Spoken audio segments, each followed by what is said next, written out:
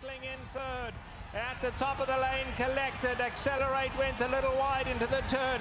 Arrogate now is plugging away on the outside. An eighth of a mile to go, and Collected keeps on going. Arrogate is getting going late now. Collected is in front. Arrogate closing on the outside. It's a Bob Baffert 1-2, but Collected going to win it. Collected and Martin Garcia won the Pacific Classic. Arrogate got going late, but had to settle for second. And somewhat of a surprising second-place finish out of Arrogate and loss in yesterday's Grade 1 Pacific Classic out at Del Mar, and perhaps the most ejected winner's circle you've ever seen by a trainer after winning a Grade 1 $1 million race. And Bob Baffert, who was pretty solemn-looking and sounded quite dejected. But life goes on, the game goes on, and we're happy to have you with us. Keisha and Jason catching up with you on this Sunday edition of Gulfstream today and getting back to the Pacific Classic. Arrogate running obviously far better than he did in the San Diego, but still not good enough to run down his loose on the lead stablemate. It's been really fascinating since he returned to the racetrack in the San Diego, and hearing Bob Baffert in post-race comments saying that he thought that that did kind of mess up his psyche when losing the San Diego, and just a really, as you said yesterday, kind of mystifying performance, saying he doesn't like the surface at Del Mar. He's had some trouble, but it's kind of an interesting, and you and I were talking about this, whether Arrogate really is the same horse that we saw last year at the start of this year. Bob Baffert saying he plans to train up to the Breeders' Cup Classic, and I tweeted this out too. Regardless of how the horses ran, you can't discredit how much class Bob Baffert has shown through all of that. No, the highs and lows of the game, Bob Baffert has basically seen all of them, and he's handled himself since day number one with a good amount of class, and a guy that obviously has an embarrassment of riches and a first ballot worthy Hall of Fame plaque up in Saratoga Springs at the National Museum of Racing and Hall of Fame. But again, life goes on and the game goes on. But the good news, and I think what really makes the second half of this racing season even more intriguing, is the fact that following the Pegasus and Dubai World Cup, it almost looked like Horse of the Year was going to just be a formality for Arrogate, and a Breeders' Cup Classic trophy for the second straight year was almost a guaranteed win because he had been that great. That's a word I rarely throw around when talking about a thoroughbred. Now you go, well, maybe Horse of the Year is still very much up for grabs, and we'll see if a 3-year-old can get on a major run during August, kicking off with the Travers in just 6 days, and through the run of the weight for age older races, the 3-and-up races for the fall, the autumn racing season. And of course you got the likes of Gunrunner and some pretty good older horses who I think are probably going, you know what, now's the time. I mean, Arrogate has proven himself to be mortal. He has, and it's really so interesting because we've heard so much conversation about how there is no real standout in the 3-year-old crop, and you and I were looking at the Travers noms this morning, and it's kind of all over the place, and very much still a lot of uncertainty. Looks like it's like that all across the board, and as we get to the rest of the summer races, the Breeders' Cup in particular, there's still a lot to be settled in the rest of 2017. And a lot to be settled on the main track and turf course today at Gulfstream Park as we join you live again from our paddock set. The sun's starting to poke through, just trying. It's been a cloudy Sunday morning, and one in which, well, the temperature is about 15 degrees cooler. We welcome the cooler sort of climate here on this Sunday, August the 20th, and we'll get you up to speed as far as what's on tap. We are listed sloppy and good as of this point, and we dive into the opening carryover on the day, the $1,500 plus, in the dollar rolling super high 5 that'll take place in the first, and that'll also start the opening leg of Sunday's early pick 5. A bit later on, the second of 3 pick 4s on the afternoon. Yes, don't miss out on that middle pick 4. Very popular, starts in the 5th race. Now, the Rainbow 6 got hit yesterday for $259,000. How, Jason? I have no idea with the amount of long shots that we had yesterday, but it was hit. You earned that if you had that ticket. But we do have a carryover in the late pick 5. Don't forget about that. Early pick 5 is always a mandatory payout, but we do have a carryover in the late pick 5, $46,000. I'll be having a ticket forthcoming on this show a few minutes down the line for Sunday's late pick 5, and it's pretty incredible. Aside from the Pacific Classic, which of course was going to take the first spot on our Sunday show here at Gulfstream Park, you've got to at least mention Saturday's Rainbow 6 score on a 40-cent ticket purchased through Naira Bets. And when you consider the first 4 winners of that sequence paid $23, $59, $132, and $39, you go, well, of course there's going to be a late pick 5 carryover, but how did somebody take down that Rainbow Six? Yeah, I didn't have any of those. No, I didn't either. It was a tough day in the pick box, but the show goes on, and let's get into it here with the first race at about 12:45, a little thereafter, and we'll start things out over the sloppy main track. That obviously will kick off the opening early pick 5. And what are you doing here in a pretty competitive first race as far as quality goes, and maybe some questions concerning the favorite? It is. I am going to use the favorite, Noble Venezuela, just kind of as a protective measure, but I wasn't crazy about that last race. I think he's a vulnerable favorite. I could not believe McFly was 8-1 on the morning line. I would love to get anything close to that. I think he sits the trip perfectly. Coming out of a key race, he's won on a sloppy track before. I almost singled him in the first race, but just in case Noble Venezuela rebounds, I will use him as well. But that would be my single in this sequence. Using 2 with Easy's Mistress and 3 Illusions in the second race, 2 deep in the third as well. Really like Promete, but I will also use Stay and Cruise. Peter Walder heating up lately for the barn. The fourth race, it's a field of 6 first-time starters. I'm going to use 4 of them, and maybe one of the ones I don't use will be the one to peak in here, but some really nice pedigrees, fascinating pedigrees in this race, we'll talk about a little bit later on. And Rohan Crichton has one. He had a big score with a 2-year-old yesterday at a big price as well. 3 deep in the fifth. That's our stake today, the Jupiter Beach Handicap. Wondering if Blackjack Baby can make it 5 in a row. We'll use a couple in there, though, for $48. And that's a very good cash out. No Panty Price. He had been nominated to that race, and I'm wondering if maybe they have graded stakes races in their future. He is unquestionably the leading top and fastest turf sprinter currently based in South Florida, but a number of horses with no Panty Price in the mix who are looking to get the winner's share of that Jupiter Beach purse. A heck of a cash out in this early pick 5. But it begins with Noble Venezuela's likely favorite. In fact, he's a big favorite. Looking at the early odds and even this race, considering his big slop win 2 back, a wet track might really move him up. So he does have that going for him. And we'll show you his race back on July 13th. This was a spot in hindsight. It looked like the connections were trying to, for lack of a better term, put one over, considering they had brought him in basically off a 10.5-month layoff. He was bet this afternoon in the nightcap on July 13th. And you know what? Somebody lifted him out of this race for $12,500. Got a very fast 85 buyer for the race, but his subsequent start on dry dirt here on August 5th, I walked away from it pretty disappointing. I did too. He really didn't show up how you would have liked to see him. And I mean, it's kind of amazing. Even off the layoff, he broke his maiden in special weight company at Gulfstream Park and then came back running for 12.5. So it really was like the for sale sign was out. That did prove to be a productive race with a couple next out winners, but I just don't trust him, especially at a short price. He has to prove himself. And I just really did see a lot of potential early speed in here. Yeah, me too. I can't for the life of me figure out why Foreman the 4-man is back on dirt after such a good turf race last time, but he's got a lot of early speed, and I think that there's speed to the outside with Wild Good as well. So I thought McFly would sit the trip, and we've been talking about this of how well Stanley Gold and Arundel have been doing. Emisel Jaramillo seems to be his go-to rider lately, and we'll show how those two have been doing together over the past 90 days. Trainer jockey stat, they're 6 for 21 together and 71% of the time in the money with a positive ROI.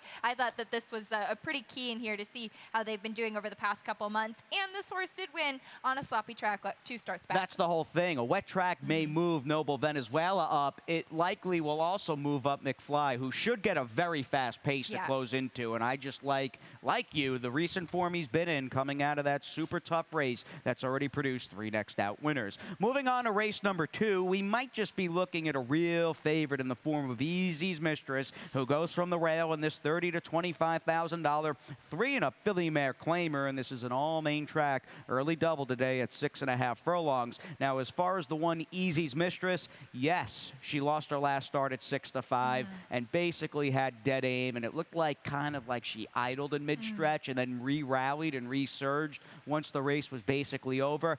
I think, though, when you really dissect that performance on August 3rd, she ran very well. Better than it looks on paper, perhaps, over a track that was very, very kind to early speed. And that's certainly fair. She was beaten by She's Got the Look, who definitely has some questionable form, but does have back class to work off of. I think Tyler Gaffalione climbing aboard today, she just looks logical on paper, and the horses that she has faced in the past. I just included the 6-3 Illusions on the outside. She ran against Faith and Hope last time out, I think against just a little bit tougher on the sloppy track, and they even put her in Stakes Company 2 starts back, taking a little bit of a guess with her. All right, Easy's Mistress, I think a single for me anyway from that inside post in the second. 146 for myself, 164 for Acacia. Sun still trying to peek through the clouds here as we get on to Sunday's third, and in fact we have our opening turf race on the afternoon. Rain never a bad thing, and these turf courses should be, and they've been playing fair here, fair and honest. No matter the trip,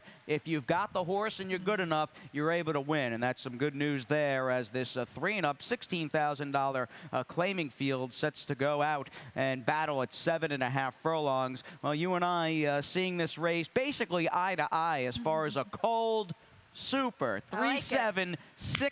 It's an easy game, pro meet for you and me, for trainer Oscar Gonzalez, who's been maybe not a household name. His horse has been running very well. Yes, and the barn's been going well too, and we'll show a stat just over the past 5 years, taking that 50% drop in claiming price. 3 for 11. It's not something that he does frequently, but he maybe doesn't have the barn size that some of the other big name trainers do here, but he does very well with this particular move. Jesus Rios in the saddle. He has been riding this horse consistently, and I just think on the drop after facing Sir Sebastian with an outside post at a huge price last time, he's coming in strong. Couldn't agree more. Now, the 7-stay-in cruise is going to take some money. You've got the top connections, and maybe off a win Thursday and Friday. We had talked about it yesterday, and it didn't work out early in the card with Disco Man, who was wired by a horse who actually paid about 70 bucks. Yeah, $66 and change in race 3 yesterday. But if Peter Walder,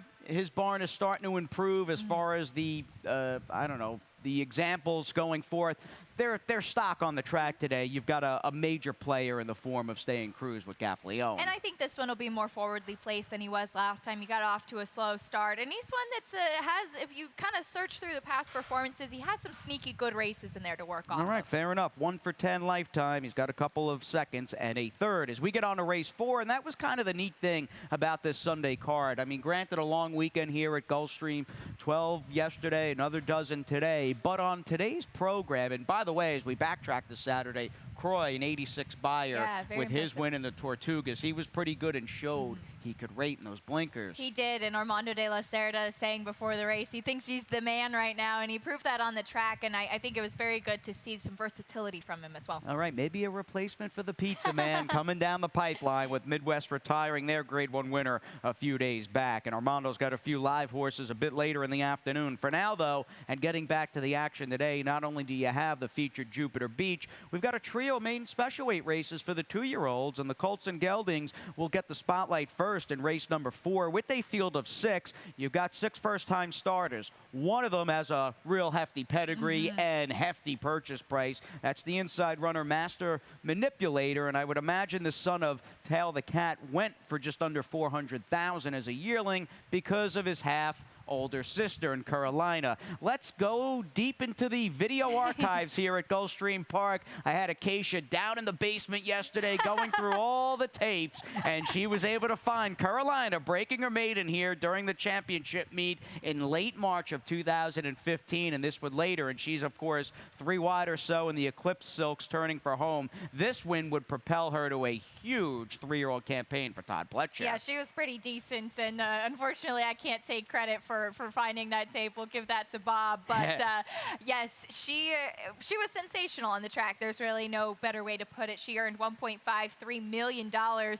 in her career. Now, she raced once at 2, did not win. She had a great 3-year-old campaign, as you said. She certainly was precocious once she got going, but it will be interesting to see if this one can be ready to go at 2. The mare, the Dam, was grade 2 placed and did win at 2. I kind of wanted to see one, especially having the rail. Eric Gio has had some nice 2-year-old runners down here. Just maybe wanted to wait and see one, especially because she probably will be bet because of Carolina. The number 4, Maranatha, has some nice pedigree as well. She's actually a full to Sting Praises and a half to Silent Prayer. Both won very early. They were very precocious. Florida Sire Stakes for Ralph Nix at Jack's or Better Farm. This is where I landed. All right, fair enough. I have that horse second, thinking with Gaffleone going there. You don't know the machinations behind the scenes, if he was able to get a call on the Gio Firster, because Eric has had success in the past with jockey Jorge Ruiz, who really rides the sort of marquee pedigree 2-year-old Firster in the 4. But with Gaffleone riding for Nix here on a Florida bred by Hear No Evil, who's against open company horses, I would imagine that horse might be pretty good. And I hear they like the 5, Red Peril, as Rohan Crichton, you mentioned him in regards to yesterday's card with a win and a Firster scoring at 59-1, but there's been some good works for Red Peril. Very sharp works, especially over that wet fast track at Gulfstream Park West. That was a really sharp one. Jimmy Creed has done very well as a first crop sire. The Dam was 0 for 11, and the only sibling to race was 1 for 9. So we'll see as far as the bottom side. But if the barn keeps going like it did yesterday, could be live for sure. And he's a good guy, real good trainer as well. Like seeing Rohan's horses run well, and we'll see how they do in today's 4th race. It's on to the 5th, 5 furlongs, 3 and up, $50,000 on the line. In our Sunday featured 5th, the Jupiter Beach. Again, Panty Price have been nominated. He's not going to fight today, but trainer Ralph Zadie, who obviously has Panty Price, sends out the 1 R Limo Joe, who may ensure from the rail to boot a very fast pace in this race, and that will play, you talk about girl power, that'll play right into the hands and the strengths of Brandy's girl. Filly beating the boys last time out and taking on the boys again, and her win most recently was so solid back on July 23rd.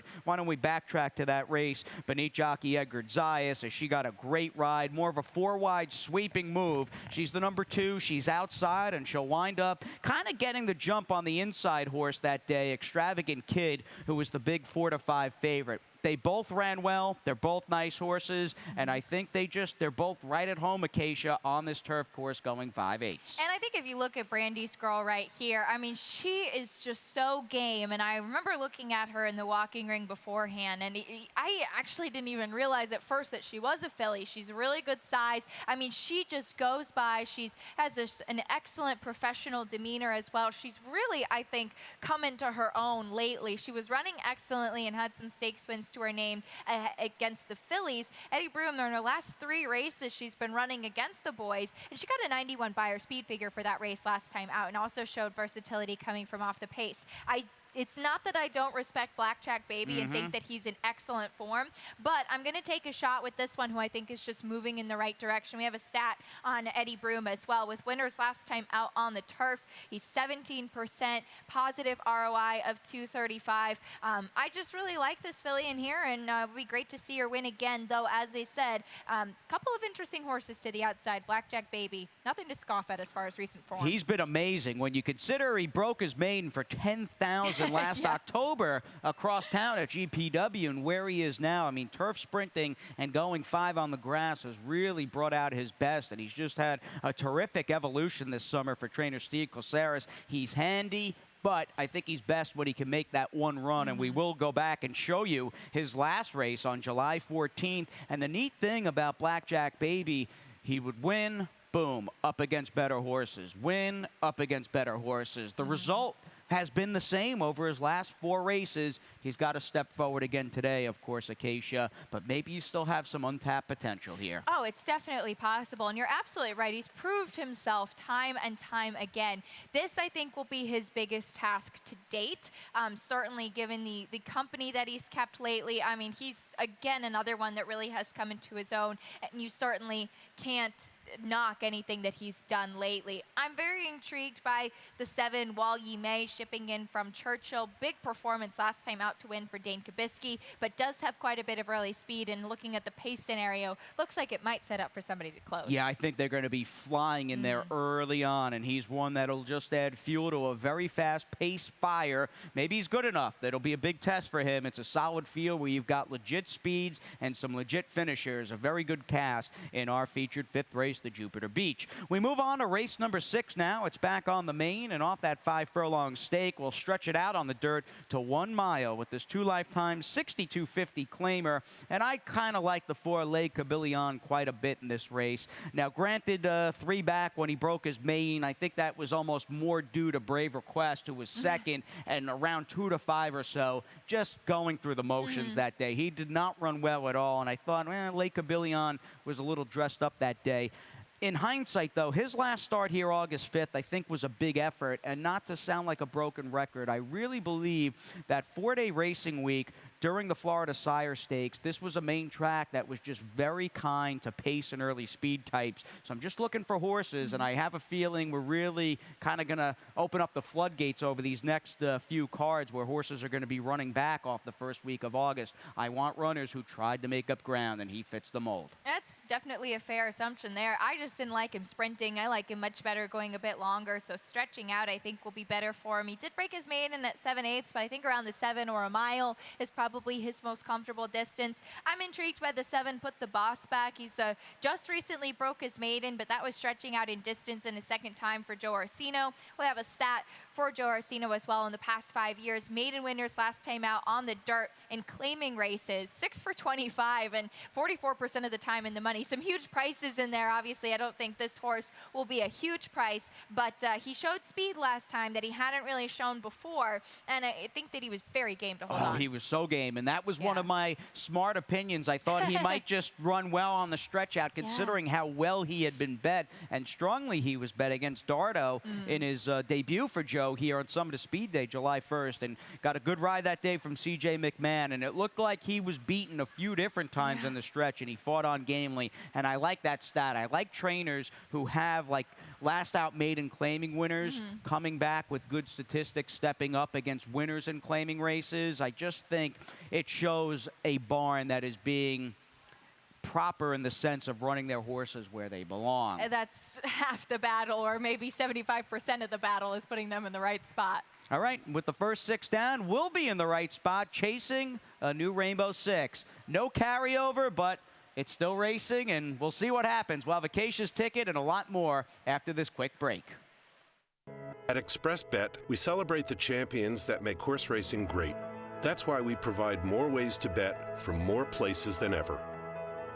We've built an entire family of brands to give players more of the rewards they deserve, give bettors the information they need to win, and provide a community for horse bettors. Because the best way to support the champions of horse racing is to champion horse racing. ExpressBet, we are racing. Hey South Florida, it's time to get social at sunset. This summer at Gulfstream Park, as the sun goes down, the scene heats up. Join us each week for Twilight Racing Fridays, a fusion of horse racing, food and drink specials, and live performances by local bands. Enter drawings and play horse racing bingo, your chance to win incredible prizes. Live racing begins at 2:15. Admission and parking are free. Visit GulfstreamPark.com for more details. Gulfstream Park, Twilight Racing Friday. Get social at sunset. Welcome back to this live Sunday edition of Gulfstream Today with Acacia and Jason as we make our run into the half-mile pole. We're just about halfway home on this 12-race Sunday card, and that means off a wildly insane Rainbow 6 cash yesterday. We have no carryover, but we're still going to chase it. Yes, we are. We'll give you a look at my ticket, and I'm trying to keep it affordable today. Our cameraman, Dennis, is making me laugh. I'll blame him.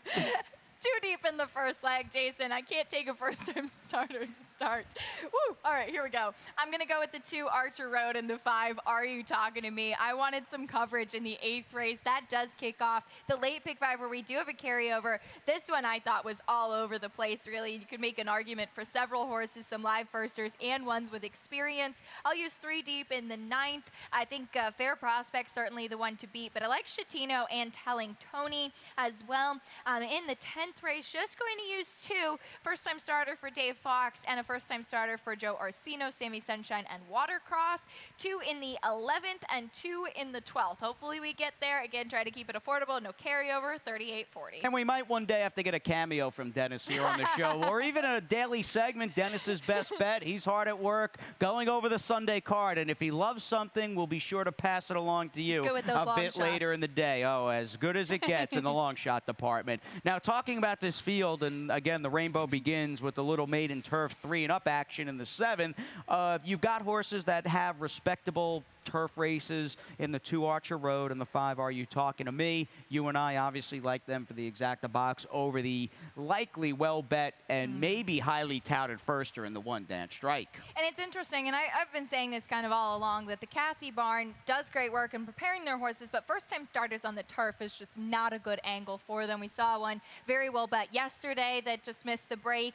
This one does have turf pedigree, certainly. He was purchased for $410,000. He's by Tapit, out of a multiple graded stakes place mare who won 3 times on the turf. Also kin to Lottie, who was grade 3 placed and won twice on the turf. So the pedigree is definitely there. I just need to see a race first, especially if it's a short price. No doubt. And here's a little background on the 1 Dan Strike, who's got Tyler Gaffalione to ride. Now, this horse, I thought it was pretty interesting. Actually was an RNA at Keeneland September for $340,000, and then came back about a month later in October and went for the 410. And that obviously was a purchase by John Oxley, the owner today, and the mare, as you talked about. The family's very solid, and there's plenty of turf pedigree to go around. Again, though, you've got a well-bred, fairly pricey Tapit firster debuting down here in mid-August. I would prefer to see one before I jump on, especially at a short price. So the Ralph Nix layoff horse is where I go, and it's not a long layoff. This horse ran right around Memorial Day, and as you start to size up who is phase 2 in this maiden turf race, I don't think there's any arguing that Archer Road and Are You Talking to Me have just faced the best fields. Absolutely. Are You Talking to Me ran 4th against Hieroglyphics last time. I love to see Edgar Zayas up for this one. I did just land on Archer Road. I feel like it's just taken him a little bit of time to kind of get his legs underneath him. When he first debuted, I wrote in my notes that I'd love to see him on the turf. He came back on the grass. He's just unfortunately run into some very tough competition. And it looked like last time he was really starting to put things together. Unfortunately, he was drawn far outside. So better post today. I think this looks like the right spot for him. I hope it is, because I'll be using him in the 5 in that Rainbow 6. Late pick 5, though, begins in race number 8 this afternoon, and we jump right back into the 2-year-olds. And obviously, you could take a look at the board, but when it comes down to it, and as far as putting in this late pick 5 ticket you're about to see, I think a firster's going to have to be pretty good to take down both the 5 Cowboy Bob and the 7 Nonsuch, who have experience, and I'm hoping their experience and speed and the relative talent they've shown is good enough to perhaps one of them to win, if not run 1-2 in this upcoming 8th race. I'm going to just roll the dice with Fair Prospect and Armando de la Cerda, who has got 7 wins here at Gulfstream over the last 30 days, batting just under 40% locally at GP over the last month. 10th race looks like it could be a loaded 2-year-old filly race. I know you used only the 2 Watercross and the 8 Sammy Sunshine. I've got them on the ticket as well, but I also used the Stanley Gold Firster. And just in case, I'm not a big fan of hers today, from the post, the 11 Reagan's Rose, who's already run pretty well in her 2 starts. On to race number 11, we'll go 3 deep there, and I'm hoping maybe the inside speed horse can wire the field. And speaking of speed, even if the inside Dixie Doll and the outside speed, the 9 South, hook up in the 12th, there's a good chance they're just going to run 1-2 around the track, in my humble estimation. But moving on to the field here, occasion race number 8. Again, rather than play the guessing game with the firsters, I'm just going to land where, and clearly you had the same idea, when you're looking at Nonsuch and Cowboy Bob, they've run okay. These horses are all right. Absolutely. And Nonsuch last time had kind of a tough